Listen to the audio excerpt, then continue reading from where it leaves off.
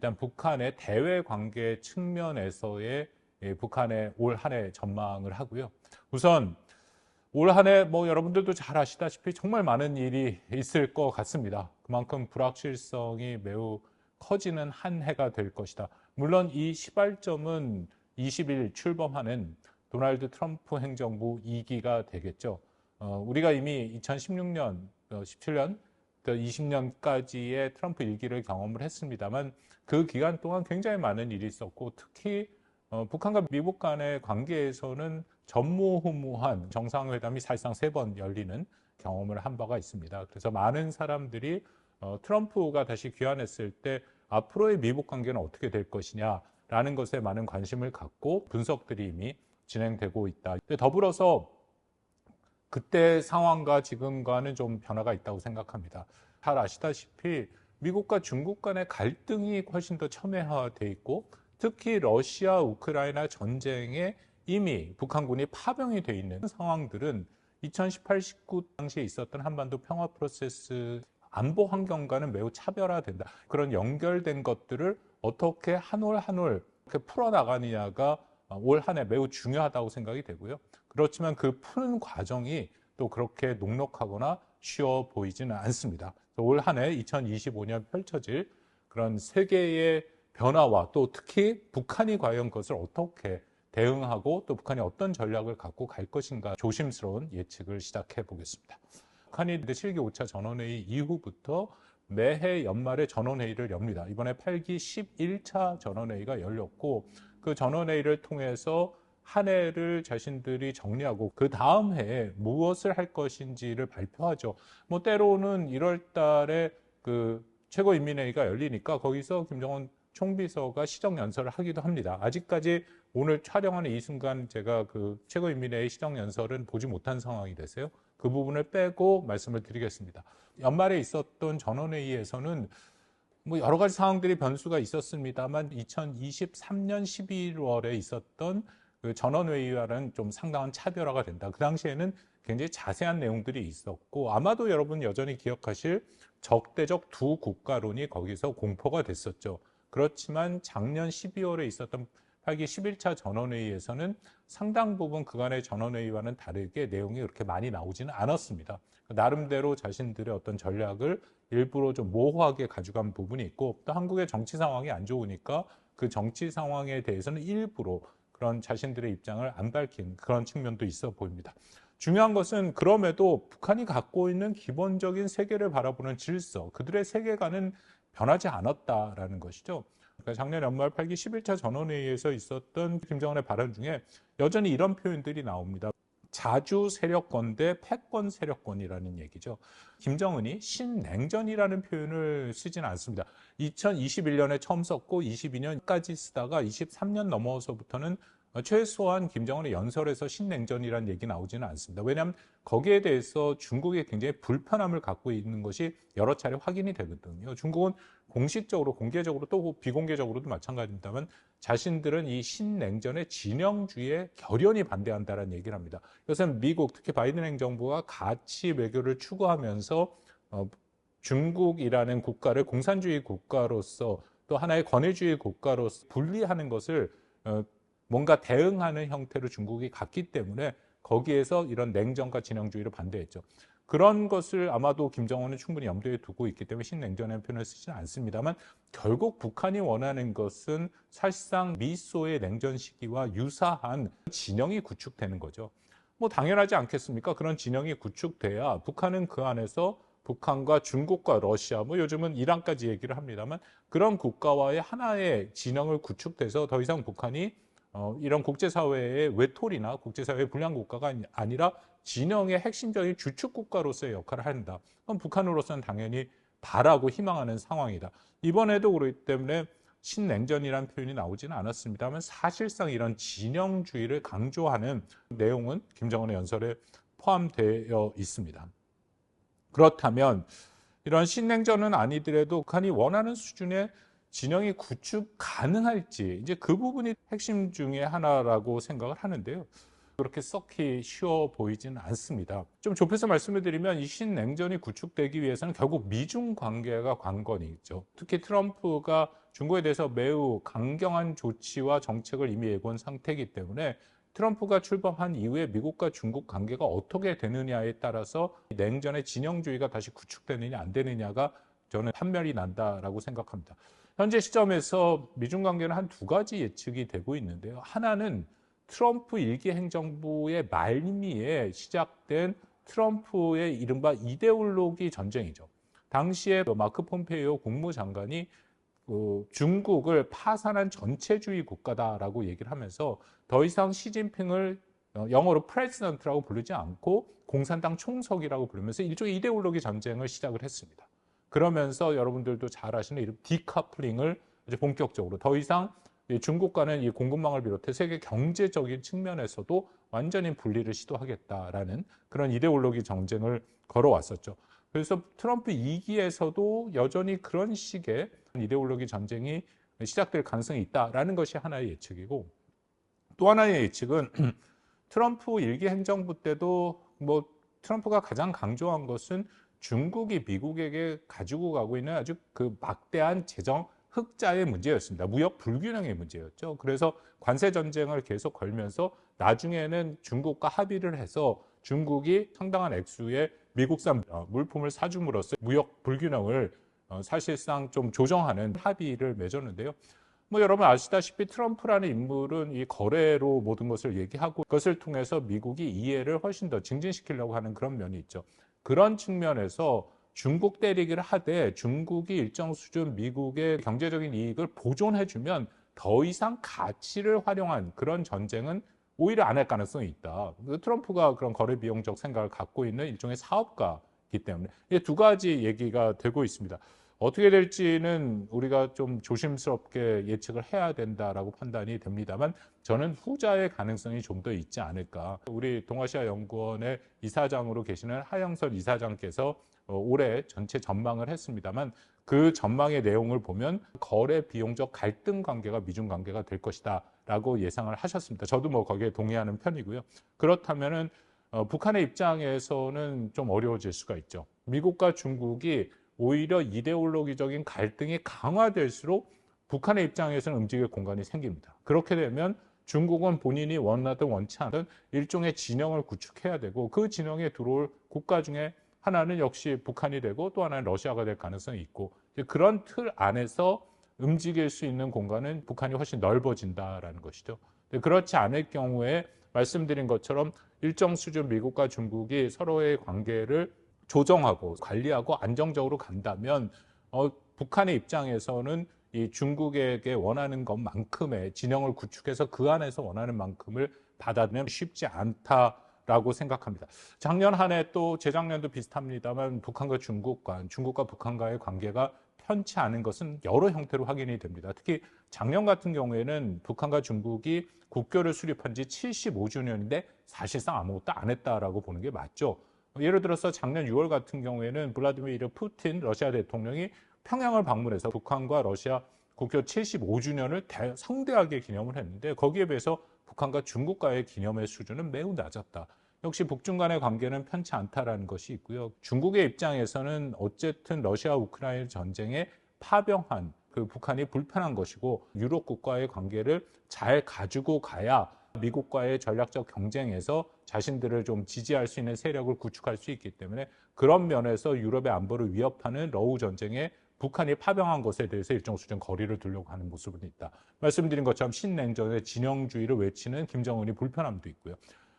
조심스럽습니다. 올 한 해도 그런 관계가 좀 이어질 가능성이 있다. 물론 러시아 우크라이나 전쟁 변화의 조짐이 있긴 합니다만 그렇게 빠르게 모든 것들이 결정되지 않을 가능성이 있다. 그렇다면 여전히 미중 간의 갈등이지만 조정된 거래 비용적 갈등 관계에서 북한이 움직일 수 있는 공간은 북한이 원하는 진영이 구축돼서 움직일 수 있는 만큼은 되지 않을 가능성이 높다라는 것이 저의 첫 번째 예측입니다.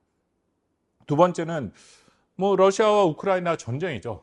이것은 매우 중요하다고 생각합니다. 왜냐하면 거듭 말씀드립니다만 북한이 거기에 파병이 된 상태이기 때문에 더 이상 러시아 우크라이나 전쟁이 한반도 문제와 서로 분리될 수 없는 상황이고요.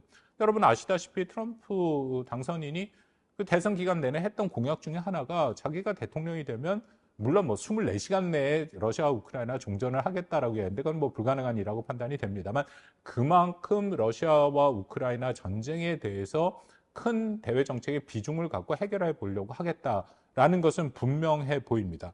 그렇다면은 이런 상황에서 과연 북한은 어떻게 활동을 하고 또 북한의 움직이는 공간은 어떻게 될 것이냐라는 것인데요.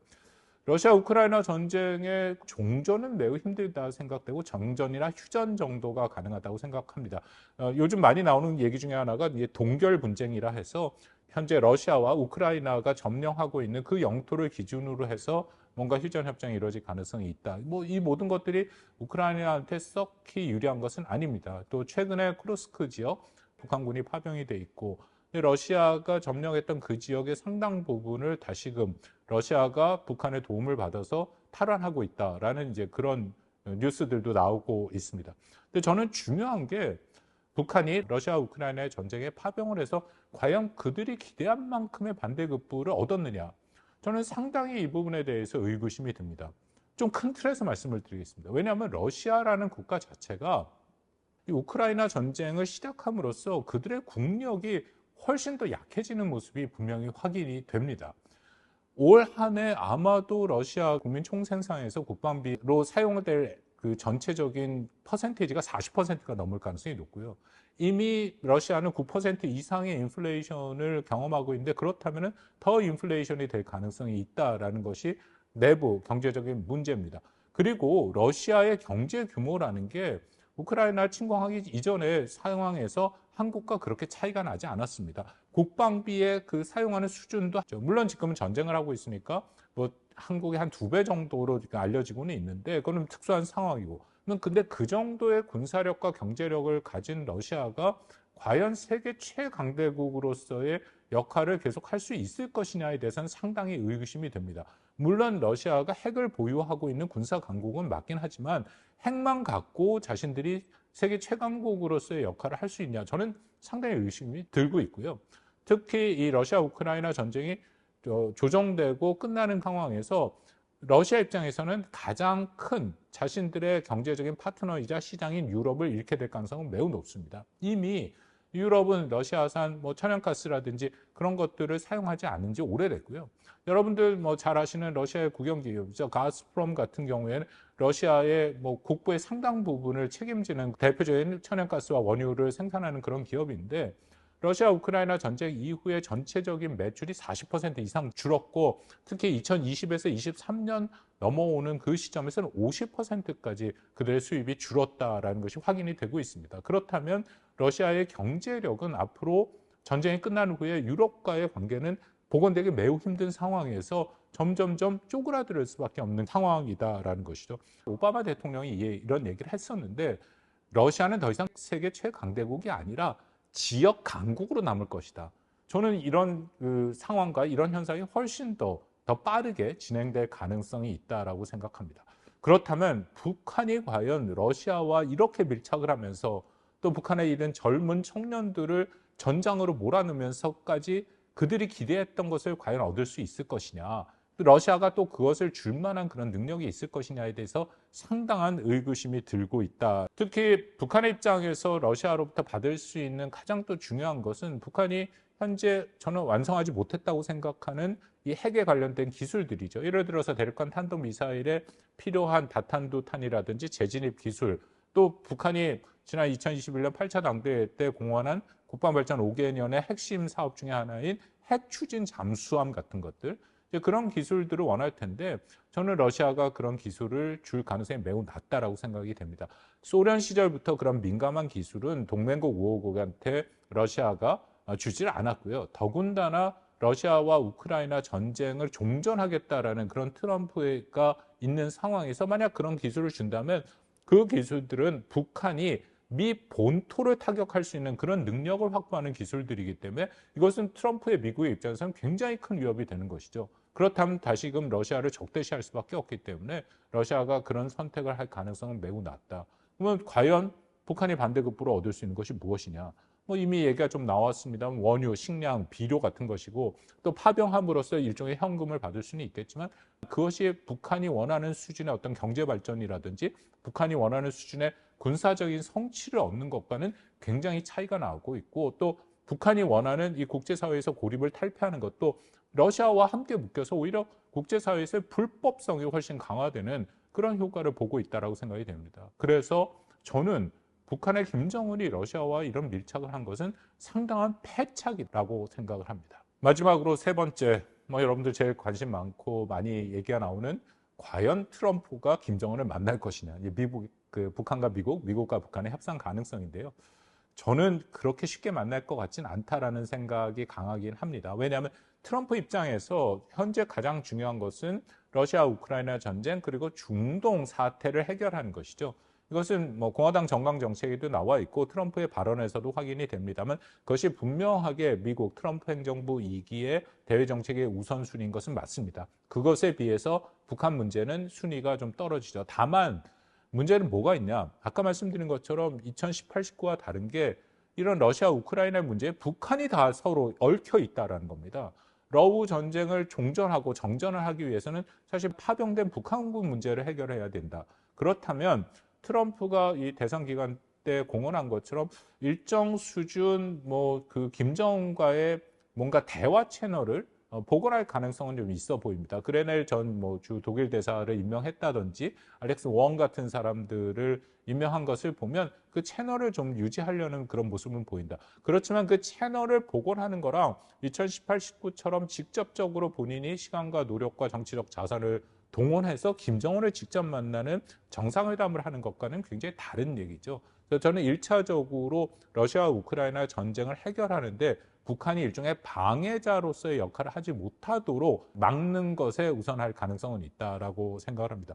그럼 더불어서 김정은은 과연 트럼프를 쉽게 만날 것이냐? 저는 그것도 상당히 가능성이 높지 않다라고 생각합니다. 왜냐하면 김정은의 입장에서도 이미 2019년 2월에 이른바 하노이의 굴욕을 경험했죠. 그런 상황에서 과연 트럼프를 2018년처럼 아무런 조건 없이 만나는 정상회의를 할 것이냐?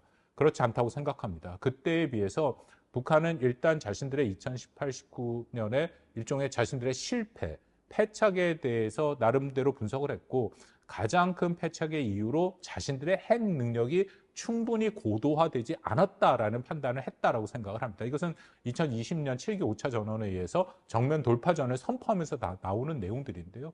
이런 입장에서 그렇기 때문에 핵에 대해서 지난 수년간 아주 고도화를 위한 최선의 노력을 했고 그렇다면 이번의 대화에서는 일정 수준 전제 조건을 내세울 가능성이 있다. 하나 우려되는 것은 이 전제 조건에 북한은 늘 이 얘기를 합니다. 한미연합훈련과 전략자산 전개를 중단해라. 그런데 여러분 아시다시피 트럼프도 한미연합훈련과 전략자산 전개에 대해서 매우 부정적인 시각을 갖고 있습니다. 2018년 싱가포르 정상회담부터 그런 얘기가 나왔는데 이것은 매우 비싸고 도발적이고 이제 그런 얘기를 하고 있고 또 비용에 민감한 트럼프가 거기에 대해서 문제 제기를 하고 있죠. 그렇다면은 아마도 북한과 미국과 북한 사이의 대화의 초입에 이런 합의는 가능성입니다. 미국이 연합훈련과 전략자산 전개를 중단하는 대신에 북한이 ICBM, 대륙간 탄도미사일과 핵실험을 중단하는 일종의 모라토리엄. 이게 중국이 말하는 이런 쌍중단인데 그것이 초입에 위치할 가능성은 있다라고 생각합니다. 그것만으로도 사실 한국의 그 안보에는 굉장히 큰 도전이 되죠. 왜냐하면 한미가 하고 있는 연합훈련이 작년 후반기부터 성격이 바뀌었습니다. 전략자산 전개도 바뀌었고요. 북한 핵에 대한 구체적인 대응으로 바뀌었습니다. 작년 8월부터 시작된 을지 프리덤 자유의 방패 작전이라는 거, 그 작전에는 북한 핵에 대한 억제 외에도 북한이 핵을 사용했을 때 어떻게 대응할 것인가가 최초로 포함돼서 훈련을 시작했고요. 거기에 따라서 미국이 한국에 전개하는 전략자산의 종류, 수준이 다 바뀌게 돼 있습니다. 그래서 이 두 가지는 미국이 한국한테 제공해주고 있는 확장 억제의 가장 핵심적인 두 가지 축이 된다라고 판단이 됩니다. 그런데 만약 그것이 중단된다라는 것은 미국이 한국한테 제공해주고 있는 확장 억제의 신뢰성을 상당히 훼손하는 행위가 될 가능성이 있어서 우려가 됩니다. 거기까지 말씀을 드리고요. 근데 다만 중요한 것은 여기서 그 후에 쌍중단까지 됐다 치고 그 후에 과연 북한과 미국 사이에 자신들이 어떤 합의를 이뤄낼 수 있을 것이냐. 저는 이 부분은 상당 부분 쉬워 보이진 않는다라는 것이 저의 판단입니다. 물론 북한의 완전한 비핵화라는 것은 쉽지 않다라는 것은 잘 알고는 있지만 이번에는 그때 2018, 19랑은 또 다른 상황이거든요. 일단 트럼프 입장에서 2019년 2월 달 하노이에서 요구했던 북한의 핵 생산 능력 전체를, 이것은 뭐 플루토늄 생산 능력 외에도 고농축 우라늄 시설까지 포함합니다만 그것을 동결하고 검증하고 사실상 폐기하라. 그것에 반대급부로 제재를 해제해 주겠다라는 이제 그런 조건들이었는데 그 조건이 지금은 더 이상 유효하지 않다고 생각합니다. 트럼프 입장에서 최소 조건은 그 이후에 북한이 계속해서 개발하고 발전시켜온 미 본토를 타격할 수 있는 능력을 제한하는 것이겠죠. 작년 10월 말에 화성 19형, 그들의 말하면 종결자 형태의 ICBM을 완성했고 화성 18형, 이것은 뭐 다탄도탄이라고 보여지는 그런 고체 연료 기반의 대륙간 탄도미사일입니다. 이것은 그때 2018, 19년에 없었던 무기 체계들이거든요. 그러니까 과연 이런 무기 체계들을 트럼프 입장에서는 미 본토를 타격할 수 있는 능력이 있기 때문에 이것을 완전히 제거하거나 최소한 제거할 수 있는 여러 가지 로드맵이 구축되는 수준이 아마도 북한과의 협의를 하고 북한과 합의를 할 수 있는 최소 수준이라고 생각합니다. 반면에 북한의 입장에서는 이전과는 달라졌던 게 핵에 대한 능력이 있고 특히 한국을 향해 일본까지 혹은 또 영내 인태 지역에 있는 괌 정도까지를 타격할 수 있는 실질적인 능력을 갖췄다라고 자신하고 있을 것입니다. 거기에 더불어서 미국 본토 능력을 굉장히 고도화하고 있다. 근데 만약에 그렇다면 북한의 입장에서는 이제는 이런 뭐 비핵화에 대한 것은 논의거리가 아니다. 그렇기 때문에 북한의 사실상 디팩터 핵 보유국으로 인정한 상태에서 핵 군축 협상을 원할 가능성이 있다라는 것이죠.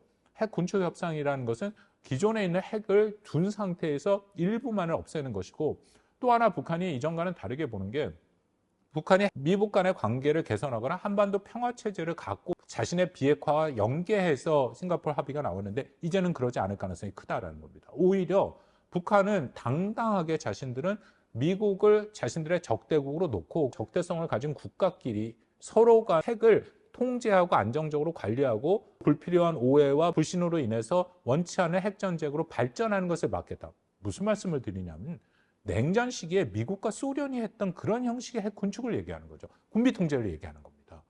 북한이 그런 식으로 요구해올 가능성이 저는 훨씬 커졌다라고 생각이 됩니다. 그렇다면 다시 돌아가서 트럼프가 과연 그걸 수용할 수 있을까요? 과연 그렇다면 김정은이 미 본토를 타격할 수 있는 능력을 포기할 수 있을까요?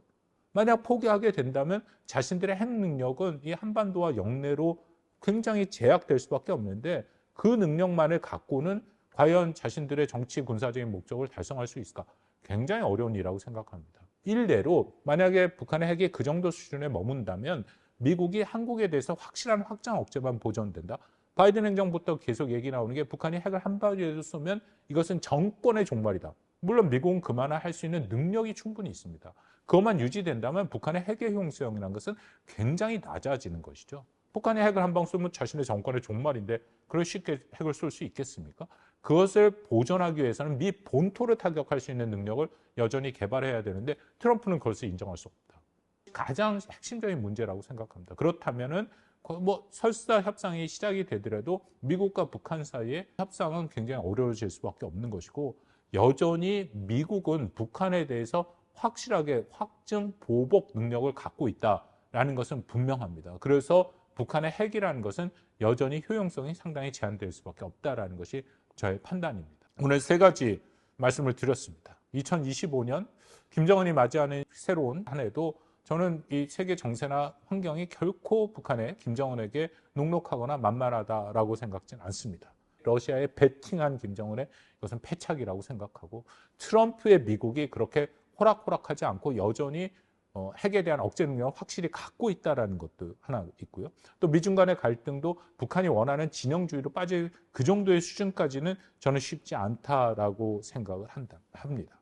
더군다나 여기서 하나 더 덧붙이면 트럼프는 오히려 바이든과 민주당 이전 이 미국 대통령과는 다르게 자신의 어떤 대외 정책을 그 흔히 말하는 힘을 통한 평화라고 얘기하는데 굉장히 불규칙하게 불예측적으로 사용을 하죠. 미국이 적대국이라도 바이든 행정부 같은 그 전통적인 정부는 이른바 규범에 기초한 국제 질서 안에서 움직입니다. 상당히 예측 가능한 세계 질서의 규범과 원칙을 준수하면서 적대국을 대응한다라는 건데 트럼프는 그런 것을 무시하기 때문에 오히려 북한의 입장에서는 훨씬 더 불예측성이 커질 수 있어요. 예를 들어서 이럴 가능성도 있습니다. 러시아 우크라이나 전쟁을 정전을 모색하는 그 과정에서 트럼프가 러시아한테 야, 북한군 파병을 철회토록 해라. 더 이상 북한과 그런 밀접한 안보 협력을 하지 말라라는 것을 요구할 수도 있다는 거죠. 그리고 또 미국과 중국 간의 갈등에서도 중국을 때리면서 갑자기 북한 의제를 끌어들여서 북한에 대해서 협력하지 말아라 라는 것을 요구할 수도 있다. 북한의 입장에서는 자신들이 가장 원하는 북중러 대 한미일의 진영주의를 구축해야 되는데 그거 자체가 예전과는 다르게 작동할 가능성이 매우 높다라는 것이죠. 그렇기 때문에 2025년 올 한 해도 북한의 김정은에게 그렇게 쉬운 한 해가 될 거라고 생각지는 않습니다. 시청해 주신 여러분께 감사드립니다.